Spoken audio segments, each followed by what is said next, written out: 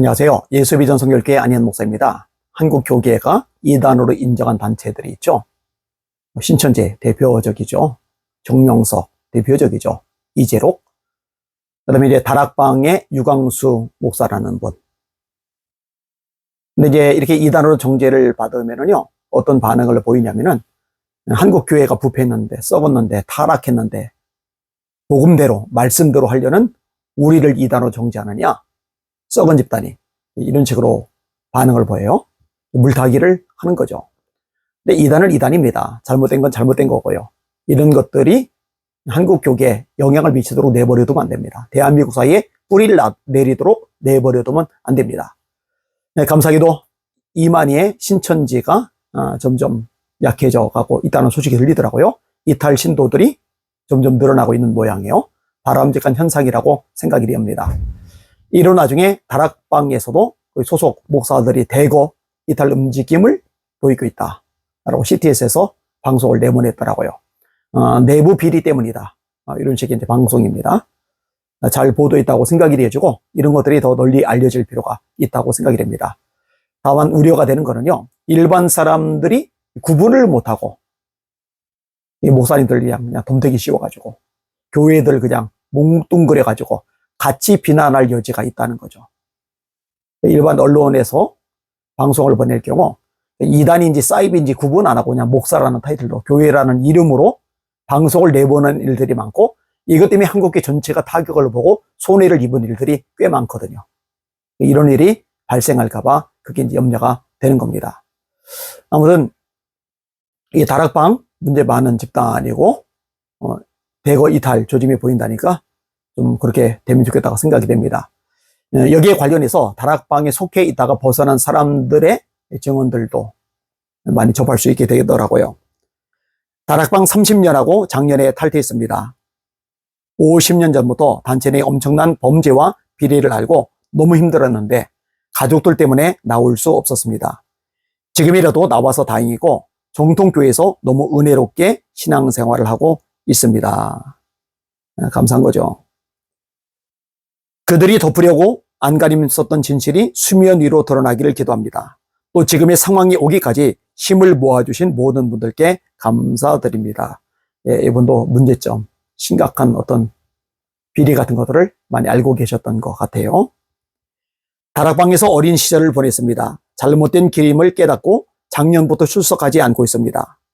더 많은 주변 다락방 성도님들이 빨리 결단하고 나오셨으면 좋겠습니다. 이렇게 이제 글을 썼어요. 어린 시절을 다락방에서 보냈는데 그 시절이 참 아깝다라는 생각이 들어요. 그들이 말하는 완전 복음, 오직 복음이 무엇인지 수많은 문제들이 터져나와도 우리는 복음 운동할 거다. 목사님도 연약한 사람 아니냐. 문제없는 교회가 어디 있느냐. 그럽니다. 눈과 귀를 닫고 있는 다락방 사람들이 유광수와 다락방의 실체를 알 수 있으면 좋겠습니다. 이렇게 이야기를 했어요. 또 한 분이 입으로는 오직 그리스도를 외치지만 죄에 대한 두려움, 하나님에 대한 두려움이 전혀 없고 회개에 대한 중요성 또한 알려주지 않는 비성경적인 교회 혹은 그 이상입니다. 본질을 말하는 것 같아요. 복음을 말하는 것 같아요. 오직 전도 그러잖아요. 그죠? 근데 실상은 이제 말씀하고는 거리가 먼 거죠.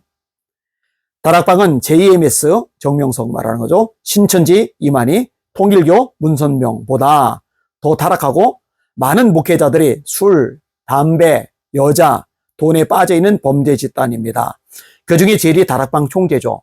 부디 모든 범죄가 밝혀지고 처벌받도록 천국 가는 그날까지 기도하며 돕겠습니다. 이번은 탈출, 벗어나기만 한 게 아니라 그 실체를 드러내는데 앞장서겠다고 하시네요. 그 일에 사명감을 가지고 계시네요. 이런 분들이 필요하죠.